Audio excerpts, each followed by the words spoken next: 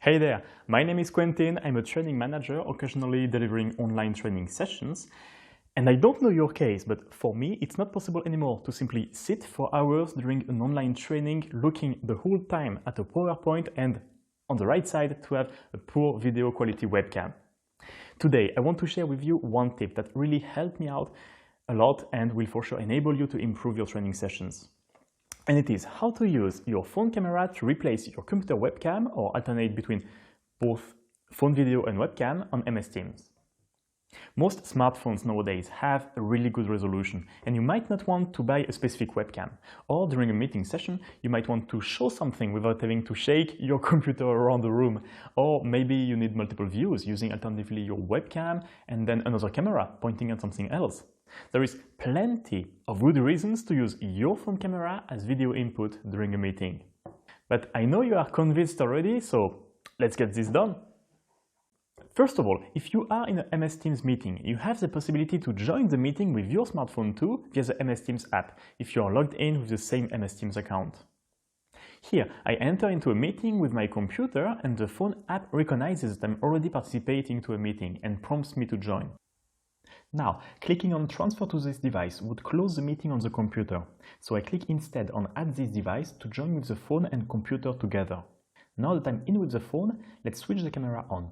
Meeting attendees can now see the two camera views side by side. Let's switch off the webcam, only the phone video is displayed and not very well framed. If I re-enable the webcam, I get again the two cameras side by side. I can also switch off the video from the phone and only the webcam will appear. And now let's use the phone for its purpose here, showing something different like my handsome plant right here. Important points here. First, if you add the phone with audio, it might create echo. Second, you can't control live with your account what others see during the meeting. And that's a bad point. That's why I would recommend switching on only one camera at a time. Second option, if you don't have a work phone or for any other reason, you don't want to join the ongoing session with your smartphone. You also have the possibility to use DroidCam, which is an application for which the basic plan is free. Both the phone and computer have to be on the same Wi-Fi network for the connection to work. You have to install the DroidCam software on your computer and the app on your phone. Then open both. Your smartphone is giving you some numbers you have to enter on your computer. There is a trick here. Enter the Wi-Fi IP on your phone into the device IP field and the DroidCam port into the DroidCam port. No trick on this one. If the connection per Wi-Fi doesn't work, for example in case your VPN doesn't allow the connection, you also have the possibility to connect the phone to the computer using a USB cable. Of course, it's not as practical as a remote connection, but at least it works. Now, on the DroidCam software, you should be able to see your camera input. Your smartphone should be oriented in landscape mode for the video to be displayed in the correct angle. That looks good! On MS Teams, now you will be able to select at the beginning of the meeting the video input. Now, on the right, I have the DroidCam video, and I am coming back to the MS Teams meeting where I select the DroidCam source as camera input. Now, my beautiful plant appears and MS Teams is well set up, so let's start this meeting.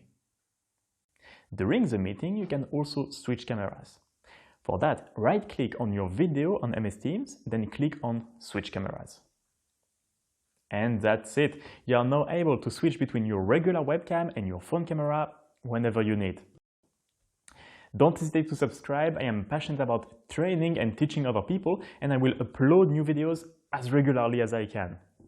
I am launching this channel to provide new and occasional trainers with the clues and ideas I would have liked to receive personally when I began delivering trainings 5 years ago, but also to gather people with the same interest to improve first my content, but also to make sure that the noble art of training is considered as valuable as it really is.